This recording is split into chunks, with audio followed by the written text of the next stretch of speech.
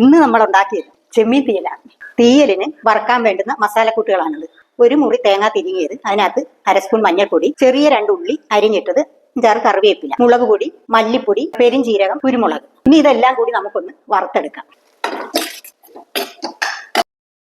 പെട്ടെന്നൊന്ന് മൂത്ത് വരാൻ വേണ്ടി നമുക്കൊരു സ്വല്പം വെളിച്ചെണ്ണ ഒഴിച്ചു കൊടുക്കാം.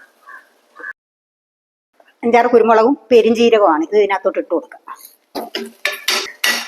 തേങ്ങ മൂത്ത് വന്നിട്ടുണ്ട്. ഇനി നമുക്ക് മസാലക്കൂട്ട് ചേർക്കാം. ഇത് 2.5 സ്പൂൺ മുളക് പൊടിയാണ്, 1.5 സ്പൂൺ മല്ലിപ്പൊടി.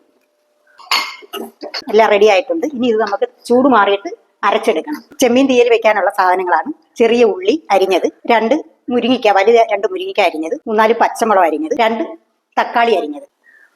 കടുക് ഇട്ട് കൊടുക്കും.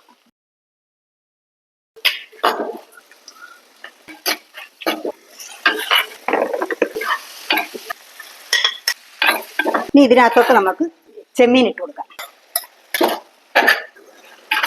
തേങ്ങ വറുത്തെടുത്തത് നമ്മൾ എണ്ണ തെളിച്ച് അരച്ചെടുത്തതാണ്. ഈ അരപ്പിനി നമുക്ക് ഇതിനകത്തോട്ട് ചേർത്ത് കൊടുക്കാം.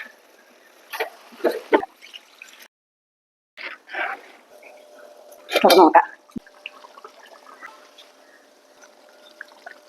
എല്ലാം കറക്റ്റായിട്ടുണ്ട്.